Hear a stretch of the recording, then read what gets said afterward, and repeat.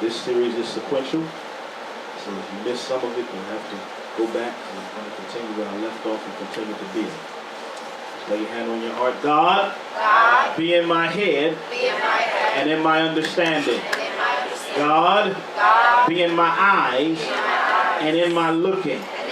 God, be in my mouth, and in my speaking. God, be in my heart, and in my thinking.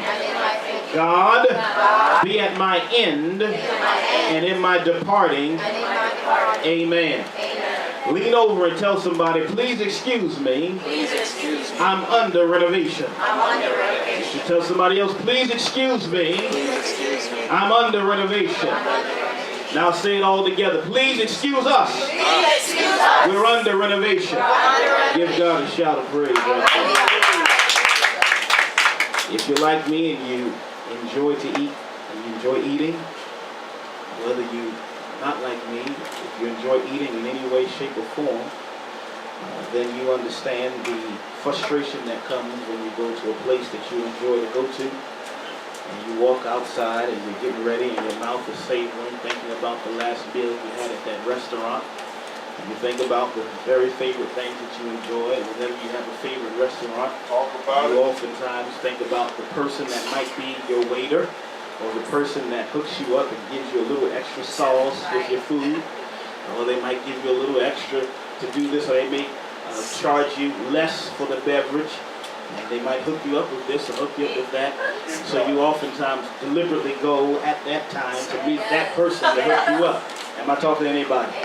And then the frustration comes when you walk up to the front of the restaurant and you see a sign on the front of the door that says closed for renovation. A couple of weeks ago, Lady Dara and I were going to one of our favorite Sunday lunch Thai spots. We had pulled up to the place. It was already ready. She had a particular rice she wanted that day, and already could prepare her mouth for that rice. Nobody told us. No longer Google didn't capture it. Nothing had been able to warn us. Nothing on Facebook had alerted us. We walked up to the front and the place was closed. And out of frustration, because we had the meal set, we had our eyes set on what we wanted. And I don't know about you, but what I've discovered, when it comes to men, we can pretty much eat anything as long as it's edible. But I've discovered that our sisterin, when they want something, they want what they want. Ladies, can you talk back to me? You know, if you say that you want chicken that day, I don't come in with roast beef, you want chicken. Amen. I've had to learn. So I've discovered that sometimes when it comes to improvising, it's wonderful to improvise, but whenever she wants what she wants, hallelujah. I remember sometimes I'd come home late from church and my mom would be home and we would text her, and grandfather and I would go and get something, and do they have this? No. Do they have that? No. Do they have that? No. What do you want, Mom? Nothing. It was almost as if it was better to have nothing than not to have what she wanted. Ladies, talk back to me. Conviction of God is in the room today. And so what I've discovered is that we oftentimes get very frustrated. We oftentimes get very angry. We oftentimes get very irritated when what we have expected is not there. And whenever you walk inside of that restaurant, or you walk inside of that particular place and it says that it is under renovation, you're disappointed because your expectation is not going to be realized. But for the most part, after the renovations have taken place, you find yourself more in love with the very place that you have enjoyed. Even though there are oftentimes disappointments that come to it, the underlying principle is that the renovation is in an effort to draw more people into the establishment. The renovation, I'm going somewhere, is an effort, a place that gives them the ability or the space to block out distractions and fix everything according to pattern, that they might be able to serve at a more efficient and effective way. The renovation serves as a ability or even the sustainability of a place, that it might be able to renew itself so that it can be relevant to the times. There's nothing like going to a restaurant and the paint is falling off and you go and sit on the seat and there's a hole in the seat and you go to drink from the glass and the glass is chipped, and you go to sit there and eat and the fork has dirty stuff on it and all of that. Come on, talk back to me. There's nothing worse than that. So they would rather close to get everything prepared and in order so that you might be able to receive. What I have discovered, when it comes to the soul, there must be renovation. There must be renovations. There must be renovations. Galatians 4:19, as we've already begun to lay a foundation there, I labor so that Christ might be formed in you. Therefore, we understand that spiritual formation is, as we said last week, the ability to move us into believing, belonging, and becoming. It moves us into believing, belonging, and becoming. And when we begin to understand that, that causes us to wrestle with three particular areas of our lives. I want you to get this down because this is very critical for where we are. The first, it deals with our thoughts. Now I'm going to stretch us a little bit because we have to understand this. And I've been really meditating on it because it's significant. We oftentimes look at salvation as just spiritual. But salvation is a comprehensive process. Salvation is a comprehensive process. It is not just spiritual. It is spiritual, it is psychological, and it is also behavioral. The challenge is when we only allow salvation to just be a spiritual thing, we enable ourselves to give excuses to our bad habits that the Lord wants to change. Right. So when we understand the process of salvation, God does not just take you as you are, He transforms you into the image of His Son. Which means there ought to be a developmental process that causes you to grow. One of the major things the Lord has reminded me of, especially in this hour that we're in, is that this is God's greenhouse. And so as a greenhouse is established so that everything inside of it is able to live and to grow. But in order for it to grow, the soil has to be right. So we have to make sure that we cultivate the soil of our soul so that we're able to grow into the fullness of all that God has for us. How many of you know that there's more for God, there's more that God wants to do in your life? Amen. There's more things that He desires to do in you and through you. But even where you are and how you are and what you're doing is not all that there is to you, no matter how old or how young. There is still a process that God desires to take you to for where He desires to take you through. So when we begin to understand this, it deals first of all with our thoughts. Right thinking. Right thinking. And if we're not very careful, we will slip into allowing the things around us to dictate how we think.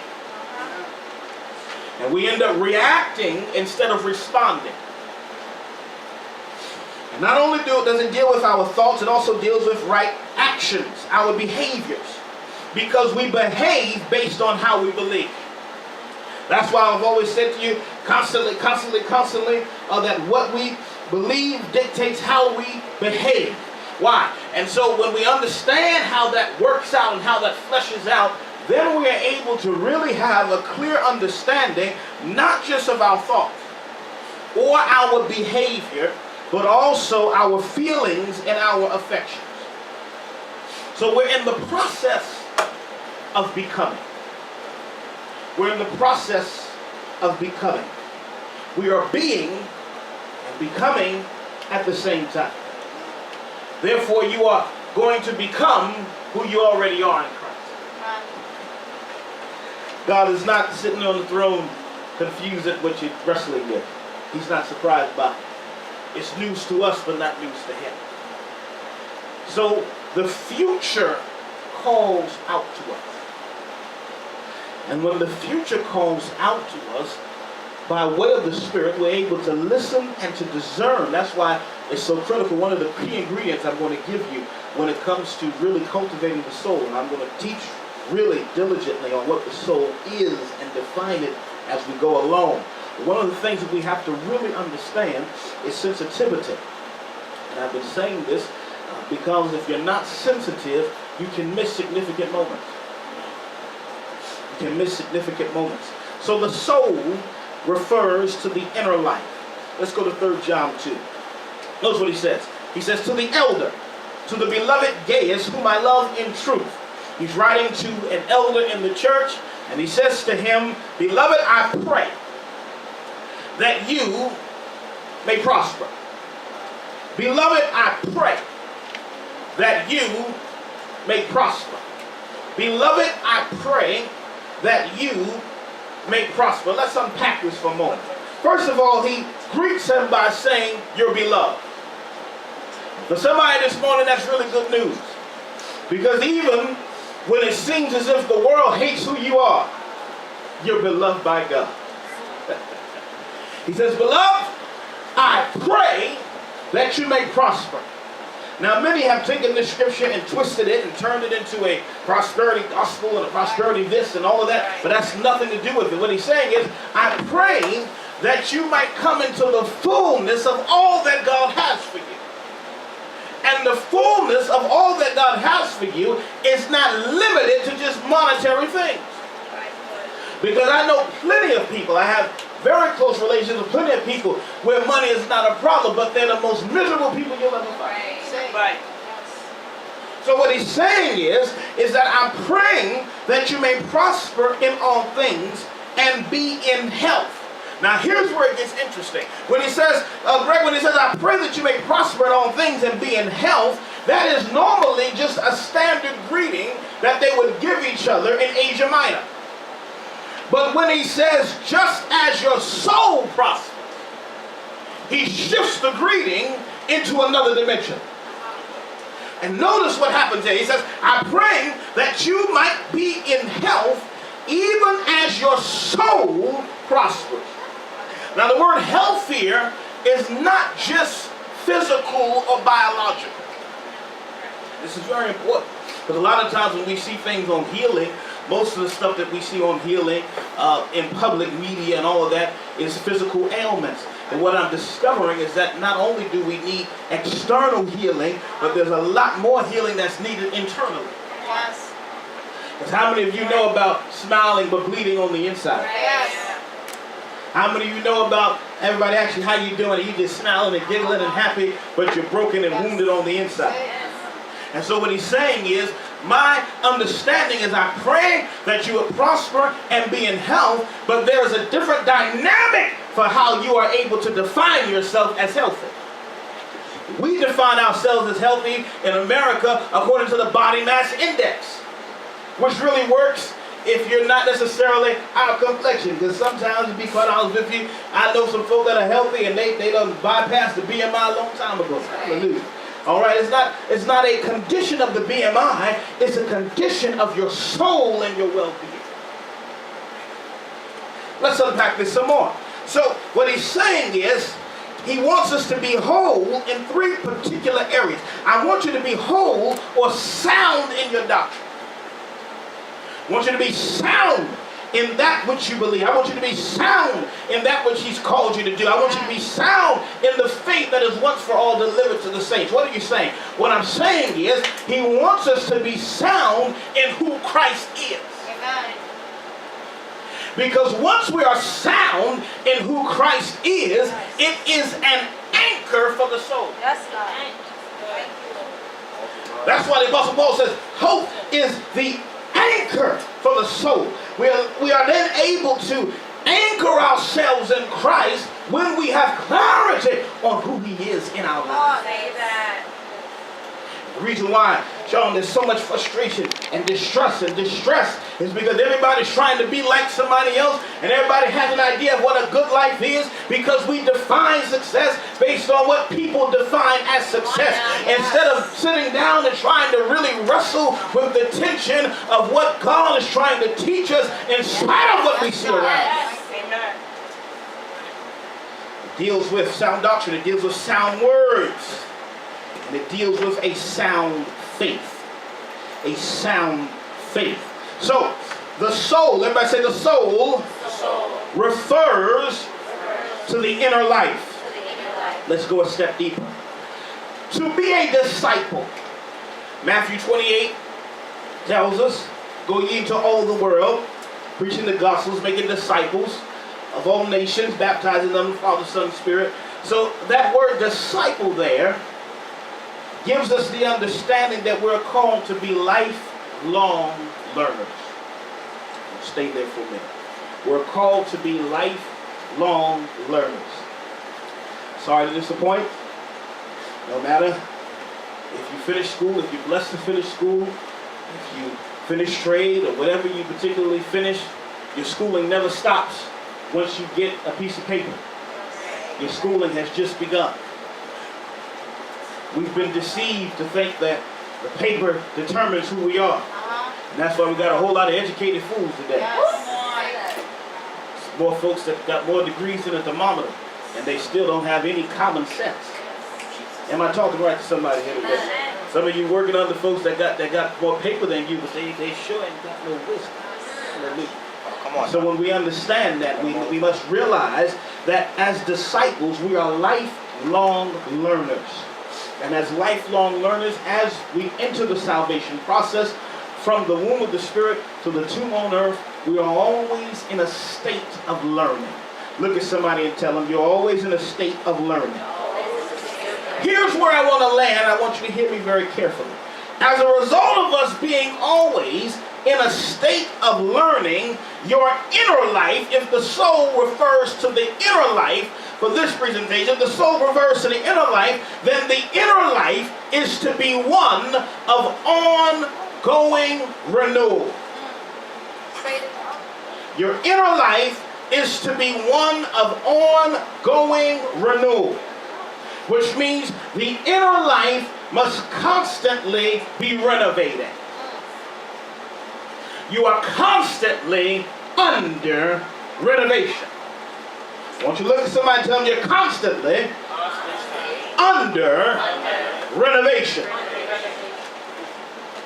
John adds to the greeting, just as your soul prospers.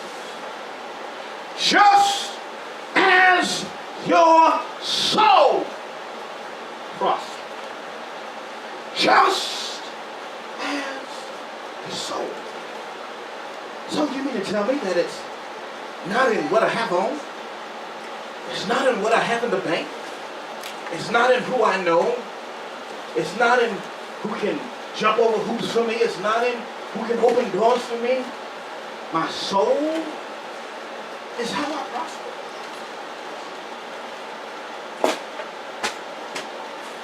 If the inner life is a life of ongoing renewal, it is impossible for us to understand what it takes unless we are committed to our soul prosper. And notice what he says. He says, I don't just pray for you to prosper. I don't pray for you just to be in health, but I want your soul to flourish. I want your soul to flourish so that when you see anxiety running rampant around you, your soul is anchored in me. What does it mean for our soul to prosper?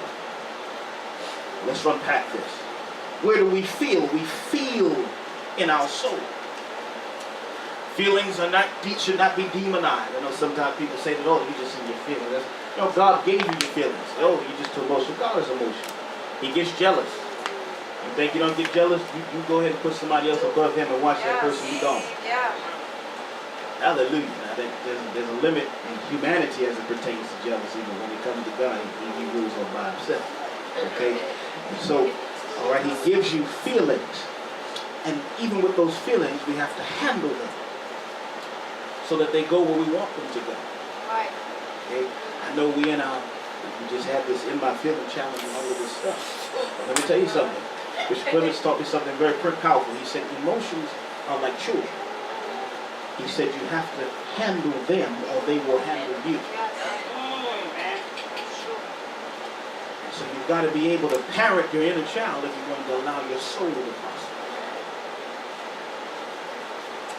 A lot of times, when something happens that we least expect, you know, I tell people all the time, I don't have the luxury of flipping out. If I flip out, everybody's going to get scared. Hallelujah. So you can call me, the house is burning! Now, my wife will sit there and look at me like, what? Oh, so-and-so's house is burning. What? It's okay. It's okay. Are you serious? Is anybody hurting? No. It took me a long time to get there. And I've discovered that because if I feel like, this house is burning! Now I'm supposed to be the one that's supposed to be giving you faith. Hallelujah. Faith just ran out the window. I remember when they called me about that. The church was on fire when we were 4 years ago. A lady called me and said, Pastor, I was in Florida. The church is on fire. I said, oh, praise God. That's the name of our church. No. There's a fireman on top of the church. I said, okay, hold on. I wasn't in New York anyway. I had to calm down and get it situated. The reality of it is you got to know how to be able in certain seasons. Now, there's a time to grieve. There's a time to mourn. I'm not saying that. But you got to know how to be able at certain times to bring it together. You understand what I'm saying? Yes. Hello, somebody. You be able to know how to bring it together, hold yourself together, and be able to charge forward to handle that which needs to be handled, especially if you're around those, if everybody's crumbling, somebody thinks they're holding together. Amen. Hallelujah. Glory to God. And so understanding that. So let's unpack this just for a little bit. I'm going to give you 3 particular things that will enable your soul to prosper. Okay? First of all, say this with me. As we move forward in the life of the Spirit, we are intended to feel visionary rather than vulnerable. Now y'all saying that real vulnerable. We're going to say this again. Say this with me. As we move forward in the life of the Spirit, we are intended to feel visionary rather than vulnerable. In order for your soul to prosper, you have to develop the ability to be visionary in spite of looking to be vulnerable. And that is very difficult in a culture of incessant victimization. That is very difficult in a culture in which everybody wants to be a victim. Our media, society, our culture today, we deliberately, they play these games deliberately so that we are always constantly hashtagging and constantly posting and constantly embedded in victimization.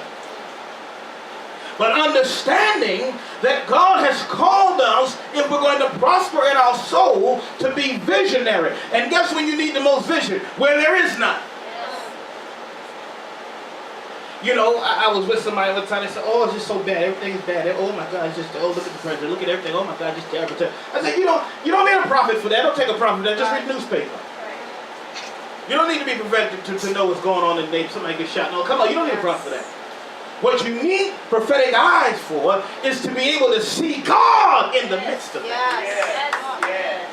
That's why when we gather together, I don't have to layer you with all the stuff that you saw. You already been baptized in the nonsense all week long. When you come in this atmosphere, you need to be able to lift your hands up to God and ask God, what is the strategy to get me through my week? What is the strategy to get me through my boss? What is the strategy to get me through gossiping coworkers? What is the strategy to get me through school? You come in this house so that God can give you wisdom for you to maintain vision and not vulnerability. Look at somebody and tell them, excuse me. I'm under renovation. Give God a praise in this house. I'm under renovation. That's why I sometimes may have my challenges, but I'm under renovation. I'm not going to be who I am right now my whole life. When you see me, the next time you see me, I'm going to continually be in the process of becoming like Christ. We're intended to feel visionary rather than vulnerable. What does that mean? Most of us today are feeling vulnerable instead of visionary because of the global accelerated pace of change. Everything is changing and it's not slowing down, it's speeding up. Have you ever woke up in the morning and you woke up in the morning and you were on time but you still felt behind? Right. Yep. Because everywhere you turn, things are constantly moving at a swift pace, at a swift pace, at a swift pace, at a swift pace. You know that by this time next year, when September comes, there's going to be a new iPhone. They may cancel the iPhone XS, and they might put this one out, and then they might put this out, and then they might put that out, and then they might put that out. We are constantly bombarded with this, and this, and this, and this, and this, and if you're not careful, you'll crumple under the weight of trying to compete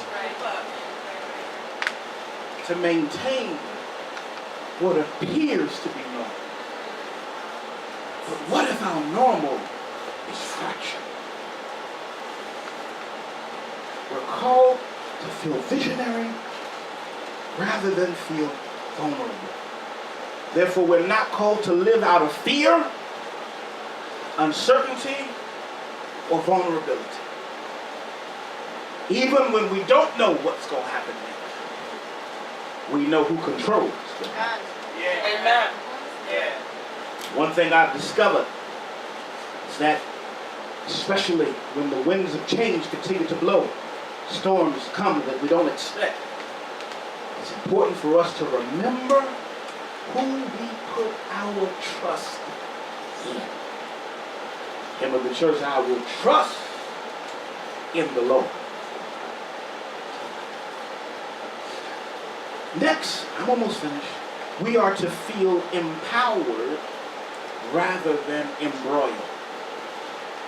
We are to feel empowered rather than embroiled. What does embroil mean?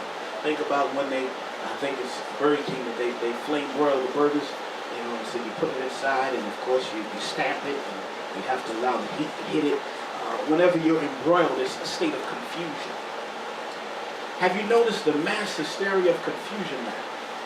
Everybody's trying to figure out, it's almost like they're bumping into each other, trying to figure out what to do next. Confusion, entrapped, in strife, but we are called to be empowered. What does that mean? That means that despite everything I see around me, despite all the stuff that's going on, I don't have to succumb to what I see in front of me. I can remember who God has called me to be. And that alone gives me the ability to trust Him in spite of the changing tides around me. Okay. Thirdly, we are called, if our soul is to prosper, to make time rather than to mark time. We are called to make time rather than to mark time. We're called to make time rather than to mark time. What do you mean? When we understand that we're called to make time, we understand that God gives us the ability to redeem time. That's like what Hebrews tells us, redeem the time from days of evil. He gives us the ability to redeem time, which means that even when we feel like we've lost time or something, the grace of God gives us the ability to do that which we thought we could not do. And for some of you, hear me carefully, for some of you in this room, literally, God is going to cause you to blow the dirt off of old dreams and ideas and desires that you think is too late for. Giving us the ability to redeem the time. And when we redeem the time, we make moments where the timeless overtakes our time. And we access dimensions of power, potential, possibility, and promise. I want you to hear me carefully as I close. When we understand this, that we are called to feel visionary and not vulnerable, empowered and not embroiled, to make time and not to mark time, then we are able, with the help of the Spirit, to create our next breakthrough. Because breaking through becomes an ongoing edge of adventure as we move forward in faith. Those three ingredients that enable us to prosper in the soul, first is intentionality, delight, and desire. And the next 3 weeks I'm going to deal with each of those things. Because a lot of times we are frustrated, not because we don't have the heart to see it happen, but we have not been as intentional to make it happen. So notice it says, I pray that you may prosper and be in health, even as your soul prospers. I remember the other day, I was leaving this church the other night, and we were going softly. I was leaving this church the other night, and we were going to get some gas. And we were going to get some gas. And we went to go get some gas, Sister Lee. I went and put the knob in and press it for the regular. And all of a sudden it said pump stop. So I looked around trying to figure out what's going on. And everybody else was sitting there and some other guys was uttering a language that we do understand. And they were upset that the pumps had all stopped. And so I was looking around trying to figure out why does it say pump stop at the gas station? They said they ran out of gas. There's no oil at the station. The pastor looked at me and said, I know you're going to take that. I said, you know it.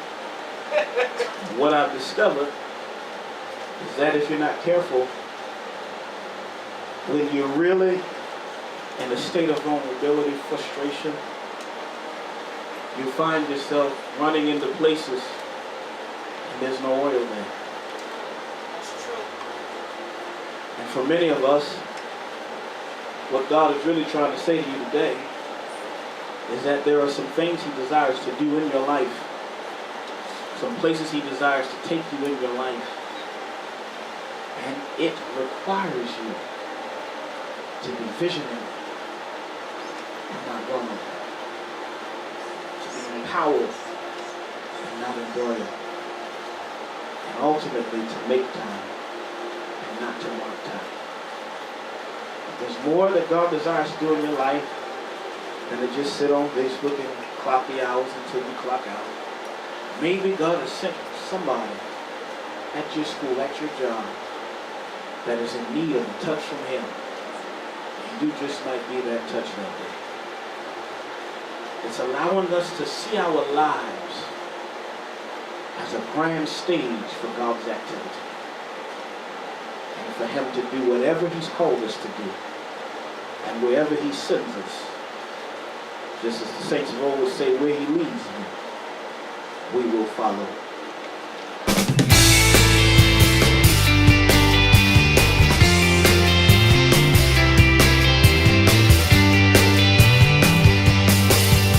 God bless you, my friend. I want to thank you so much for watching this video. I pray that a word was spoken that transforms and changes your life. Please stay connected with us, www.globalfirenow.com. I'd love to hear from you. Expect great.